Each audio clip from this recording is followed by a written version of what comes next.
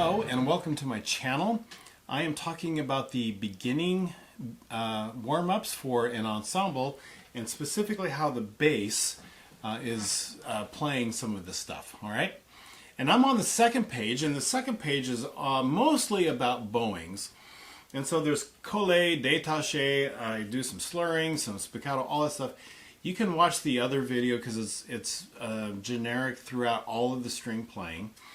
The only thing I want to mention about bass is when you watch me on violin, I'm using tons and tons of bow all the time. Bass tends to use not as fast of a bow because they've got thicker strings, and so don't be fooled that you have to really saw. It's not the same. So slow it down, but you just listen for a good sound. I'll put in the show notes how to make a good sound, and that will be all of that stuff. Warm-up chords, I only want to mention this. Have you ever noticed that when you play, you tend to play that root, the bottom note? So when the whole class is playing a D chord, let's say, D, F sharp, and A, you're on the D. When they play A, C sharp, E, an A chord, you tend to be on the A a lot. That's because one of the things that we love about bass is having that low sound and playing the root of a chord. It's a really cool sound, and that tends to be what you do. So when you hit the warm-up chords, your director is going to say, here's a 1, here's a 4, here's a 5, and they're going to take you, and you need to scoot your eyes to the right chord, and you get to play one of the 3 notes. Do you always have to play the root? No, that would kind of be a boring life. Let's say you get to the 5 chord here, and this is D major, so the 5 chord is A, C sharp, and E, and you want to see what it sounds like to play the 5th of that chord. You know, maybe you want to play see what it feels like to play C sharp of that chord, or maybe you want to be up here on that A, and then what's it sound like to play up here or up here? What's it sound like to play it up there? It's perfectly fine. You get to choose. That's the whole point of the warm-up chords. Okay? Sometimes your director will say, would you play the root? And then you need to play the root. But other than that, you mess around. That's the whole point of the chords. Now, I also want you to notice the very first chord, the bottom note is a low D.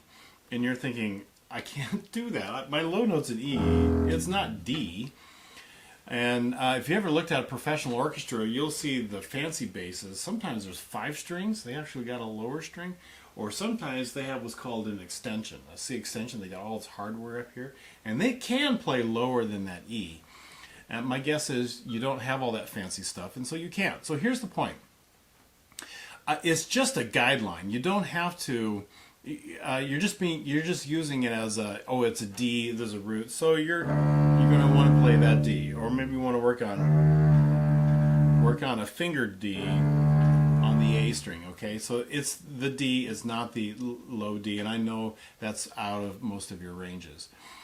But again, you don't play the D, play an octave up, right? If you want to play the A, you don't have to play this A. You can play this A. It's perfectly fine. You get to choose which one of those, and you get to choose which octave that you want to play it in. Okay? So, fair enough. Now, what I really want to talk about is the chorale. I say this on every video. Von Himmel hoch da komm ich her. I have done these warm-ups for a very long time. And something that's kind of fun is when I lived in Germany, I taught in this German-American school, and I pass out my warm-ups like I've always passed out my warm-ups. And my violist, Micah, she piped up right away. She goes, it was August, beginning of school, right? It's August. Maybe it was September. And she says, why are we playing Christmas music? And I just remember just grinning like crazy, thinking, what? And she said, this is Christmas music. It's interesting when you live in another culture. To me, it's a chorale. It's a wonderful chorale. But to her, okay, yeah, it's a chorale, but she's thinking it's a hymn that they would sing in church all the time. And so anyway, just culture, it's kind of fun. Nothing here that's unusual for you. It's all kind of straightforward, with maybe the exception of measure 3. You have to get up to a C natural. And what I really don't want you to do is to go A, B, C, and can get up to do a little 4/4 shift. I want you to think ahead, okay? And so what does that mean? Well, I would rather see you play first finger A, second finger B, okay, and then fourth finger C. And so what you're going to do is you're going to put your 2 where your 4 is. There's going to be your shift right there. Put your 2 where your 4 is. There's B, and then there's your fourth finger C, okay? And then after you play the second C, and then that G or the D. By the way, back to playing the roots of the chord, all of these fermatas, you're going to notice is that low sound. They're all Ds, right? And it's the key of D. Isn't that interesting? Okay, so there's that. All right, so I think that's the only like shift, and everything is pretty normal after that. All right, here we go. 1, 2, 3.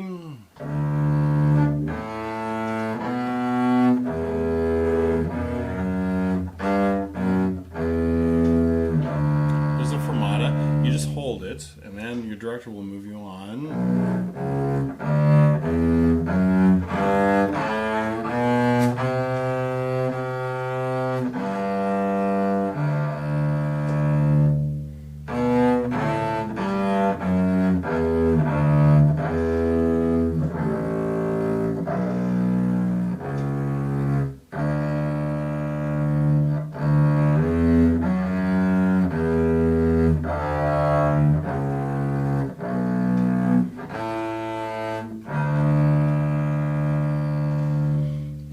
That will conclude your warm-ups in class. All right, I will see you at the next video.